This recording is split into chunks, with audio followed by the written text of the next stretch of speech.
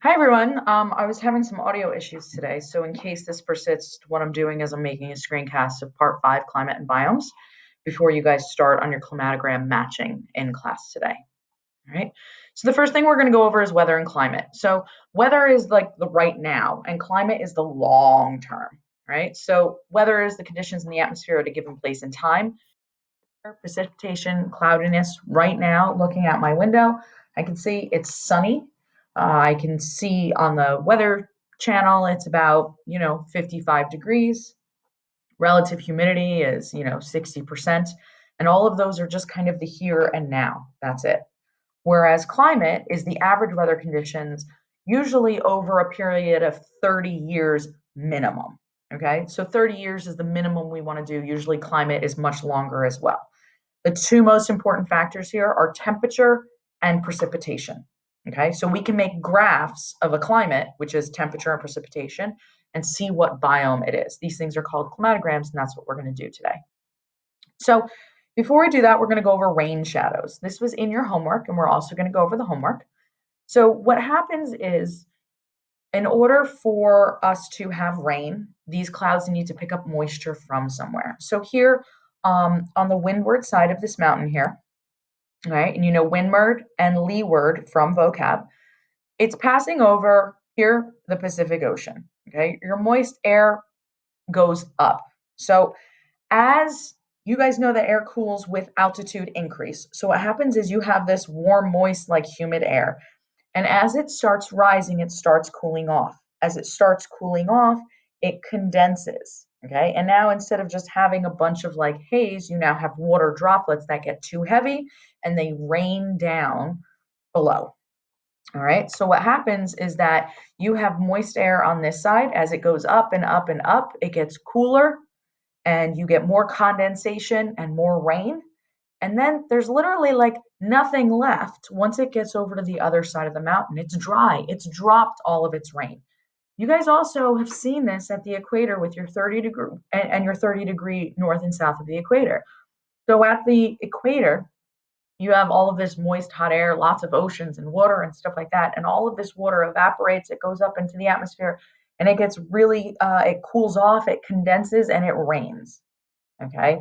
And then it travels north and south of the pole. And by the time it gets to 30 degrees north and south, it's lost all its mojo. There's no more rain left. And that's why we have deserts at 30 degrees north and south of the equator. This is a little microcosm of it. But on the leeward side of the mountain, you have dry air. And typically you have deserts there. So you have the rain shadow in that area. And the whole thing we call the rain shadow effect. So if we go to the homework, what we had here was, would you expect Seattle, which is right here, or Snoqualmie up here to have a higher average temperature? So meaning warmer, okay? And Seattle is going to have a much lower temperature because it's at the bottom of the mountain. Snoqualmie, okay, a snow-peaked mountain is going to have a much cooler climate because we know as you increase in altitude, your temperature decreases, okay? So this next question says, how is altitude on a mountain similar to the effects of latitude? So if you have the Earth here, you have your equator. This is your 90 degrees north. This is your 90 degrees south. Your equator is 0. So as you move from 0 to 90, you are increasing your latitude. That number is getting bigger. It's getting colder. Same thing here. As you go from 0 to 90 degrees, you are increasing your latitude. Okay? So when you increase your latitude, you decrease your temperature. It gets colder. Same thing here. When you increase your altitude, okay, you decrease your temperature. Okay? Maybe I should have put this on this side. So you decrease your temperature. There we go, because I don't want you guys associating it with this side. Okay? So when moist air from over the ocean is blown inland towards the mountain area, that's the whole rain shadow effect, sorry. All right, so which place in figure 3 would have the greatest annual precipitation in rainfall? Your answer is Seattle. Okay. Snoqualmie is going to have your most snow because it's higher up in altitude, and when it's colder, it's going to snow. And Wenatchee is going to have basically no rain whatsoever, and this is going to be your desert, as indicated by this saguaro cactus. All right. So this is your whole rain shadow effect. So going back now to, see if this works. There we go, rain shadow effect. All right. So when we're talking about biomes, are a large, relatively distinct terrestrial region with similar climate, okay, which is your temperature and precipitation, soil, there should have been a comma there, plants and animals, regardless of where it occurs in the world. Okay, you have a Mediterranean climate in Greece, in the Mediterranean, and then you have a Mediterranean climate in California. Typically, nowhere close to the Mediterranean, but it's still that biome, the chaparral, my favorite biome. So your location is determined by your temperature and your precipitation. Okay, so where latitude, okay, plays a role, and elevation also plays a role. So here are your terrestrial biomes. You're not going to need to know all of these, right? But you guys should be familiar with all of these biomes already. Okay, there's another image. And then here you have your biomes and your weather cells. We've spoken about this already before. Okay, you have your tropical, which is where your, oh, there we go. Your air rises at the equator, really hot. It drops all of its moisture here, and then by the time it gets to 30 degrees latitude, it's dry. Okay, after it's losing its moisture, dry air descends. Okay, and then we have the temperate region, and temperate means seasonal. That's us. Okay, so temperate is seasonal. We have fall, winter, spring, and summer. Okay, in the southern area, in the southern hemisphere, places are also temperate. They have temperate seasons. Okay, and they are opposite of our seasons. So when it's winter in the northern hemisphere, it is southern. It is summer in the southern hemisphere because of the tilt of the Earth. So remember that. Oh, and our Hadleys, our Farrells, and our Polars, obviously. But I feel like that's been drilled into you guys. So when we predict our biome distribution here, you have, there we go, the equator at the bottom here. And if I put this, it blocks it. And I can't seem to move this thing, which just is super annoying. Oh, never mind. All right, so here at the equator, okay, this is the equator going up to the poles. So at the equator, okay, you have deserts. At the poles, you have snow and ice. All right, and on the bottom as well, you have your annual precipitation. So if you see all the way on the left, if I go down there, it's going to get blocked again. So you see on your left-hand side, no precipitation, deserts. All the way on the right, a lot of precipitation, and you have tropical forests. In between there, you have a semi-desert, then you have savanna, okay, and then tropical forest. So if you're close to the equator and there's no rain, you've got a desert, then you have a tropical forest, and in between you have these two others, the semi-desert and the savanna as well. All right. So as we just saw, vertical zonation also plays a role in your biome distribution because your increase in elevation has a similar effect as traveling to higher latitudes, meaning closer to the poles. So climatograms, that's what we're doing today. These are climate graphs. They show a monthly average temperature and precipitation totals on a single graph. Your precipitation is a bar graph on the bottom, and your temperature is a line graph on top. They show long-term averages, so about 30 years for all 12 months of the year, okay? And they show your temperature and precipitation. So how can you tell if a climate graph depicts a place in the northern versus the southern hemisphere? It has to do with your temperature. Precipitation has to do with your latitude. Okay, temperature when you have winter and when you have summer is the tilt of the earth. Okay, precipitation, nothing to do with northern and southern hemisphere. Temperature, everything to do with it. Okay, our summer months here are June, July, and August. Our summer months in the southern hemisphere are November, December, January. Okay, December, January, February, whatever you want to call it, but they're opposite. Okay, so that's what you guys know about the seasons in the northern hemisphere versus those in the southern hemisphere. So take a look at this graph. This is a climatograph, right? It has two temperatures. Don't worry about the two of them. We're just looking at general trends here. And then your precipitation is your bar graph. All right. So in January, this is your temperature. January, it increases in temperature, gets warmer, warmer, warmer. You peak in July, meaning that this biome or this specific area has warmer temperatures during June, July, and August, which means that it is in the northern hemisphere. Okay. When you're looking at this graph, the bar graph actually lines up with it as well. Okay. It's got a rainy season and a wet season, but we don't care about the bar graph. Okay. We're looking at this line graph. And if you look, it's warmer in January and December than it is in June, July, and August. Okay. So we can infer that this place is in the southern hemisphere because its colder months or its warmer months are January and December, and its colder months are June and July. Okay. So this one, northern hemisphere or southern hemisphere? Southern hemisphere. It is colder in June and July. This one, northern hemisphere. The general trend and it is warmer. It gets a little bit colder here, but this one, you have that general colder, warmer, warmer, warmer, colder. Northern hemisphere. This one, same trend. Okay, colder January, February, March, warmer, warmer, warmer, colder, colder, colder.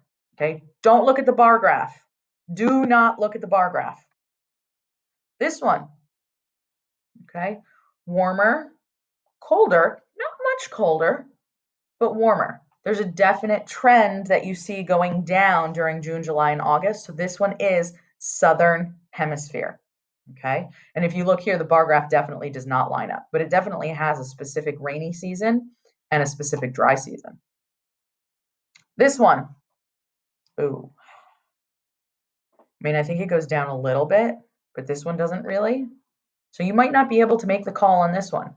If I had to make my guess, I would say that this dude is like smack dab on the equator, where it doesn't really have the effects of the northern and the southern hemisphere seasonality. All right. So then that brings us to, I'm going to run through the biomes with you guys. I'm going to put myself up here. All right. So tundra, treeless biome, far north, harsh cold winters, extremely short summers. Okay. The big thing here is you have permafrost. Permafrost is the bottom layer. So the first like 6 inches will freeze and thaw with the change in temperature in the summer and the winter. But the thing is that permafrost means permanently frozen soil. So the reason why you don't have trees and stuff like that is because these trees can't get past this permafrost layer. First 6, maybe even 10 inches during the summer, it thaws out. It's beautiful. Underneath it, that permafrost is permanently frozen. Okay, huge characteristic of the tundra. And if you look, this tundra is in the northern hemisphere. Very extreme temperatures in the northern and southern hemisphere between the winter and the summer. And if you notice, they don't have a lot of rain year round. Okay, it's called the cold desert for a reason. Here's some pictures. All right, boreal forests. These are coniferous forests, cone-bearing forests. They're just south of the tundra. They cover a lot. A lot of these are the lungs of the earth.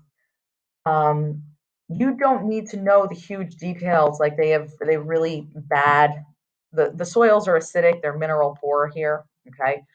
What you need to know about this is that the boreal forests, these are the cone bearing trees. Okay. Here's some pictures, or one. All right, temperate deciduous forests. This is us. Temperate meaning seasonal. Deciduous, those are the trees that are opposite of coniferous trees. You have coniferous trees that bear cones. You have deciduous trees that are the ones that lose their leaves now in the fall. Okay? If you see temperate deciduous forest has a lot more rain, We have amazing organic material in our soil because all of the leaves fall now, they decompose, and that provides nutrients for the soil. Jersey, we have amazing soil here. Okay. Most of this has been regenerated after farming. We have deciduous trees, okay, oak, maple, beech trees, right? And here's a beautiful temperate deciduous forest in the fall. All right, grasslands, hot summers, cold winters, and they don't have enough precipitation to support trees, okay? 90% of this biome has been lost to farmland. Fire is a big part of this. They keep the dominant vegetation as grasses. You have thick organic material. It was once covered with bison. In some of those areas, it's coming back. But if you notice, there's more rain than a tundra or a coniferous forest, but there is less rain than the temperate deciduous. You guys aren't going to need to know the details of what the biomes look like. Here's a grassland. All right, temperate rainforest. Temperate meaning that it has that seasons. We have a lot of these in the northwest part of the U.S. Oh, see, okay. Um, Here we have mild winters, cool summers. Soils, like all rainforests, are pretty crap. Okay, there's cool temperatures, so slow decomposition.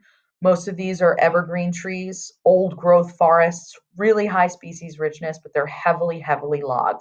Pacific Northwest is where we get the majority of our paper from. These old, amazing trees are being logged every single day, and it's heartbreaking. Okay, they have a very specific wet season and dry season as well. Here we go. All right, tropical rainforest. You have pretty steady temperatures because you are tropical. Okay, we don't really know whether this is in the northern hemisphere or the southern hemisphere. You have a very distinct wet season and a dry season. Very productive, most species rich, but there is crap soil here, and you guys need to know that tropical, basically any rainforest, has absolutely terrible soil because the nutrients are tied up in the vegetation and not in the soil. Okay. You have distinct canopy layers. We're going to go into tropical rainforests and more of forests in the next unit that we do. All right, tropical rainforests. Chaparral. This is my favorite one because it's just fun to say. And also, this is Greece's climate, and I'm Greek. You can tell with this one, it's in the northern hemisphere because their temperature goes up and then down a little bit. But they have a very distinct, hi Ruby, a very distinct dry season. Okay, they don't get a lot of rain. This is the Mediterranean climate. They have very hot, dry summers, and they have a lot of fires. Okay. So here you have these trees that actually need fire to survive because that's how their seeds are dispersed. But when you have out of control fires, they burn everything. Soil is usually thin, not really fertile. Um, you have a bunch of different, it's kind of shrubland here. All right. Savanna, tropical grassland with widely scattered trees. This is the Lion King biome. All right. Very dry season in the middle. And you can tell this savanna is in the southern hemisphere because the temperature drops down in what would be the northern hemisphere's summer. Okay. So June, July, and August, it's cold. You have widely scattered trees in this area. The seasons are regulated by precipitation, not temperature. Okay. Your Lion King biome. There you go. And deserts, all kind of clumped together here. These are in the northern hemisphere. You can see because the temperature goes up in June, July, and August, and not a lot of precipitation at all.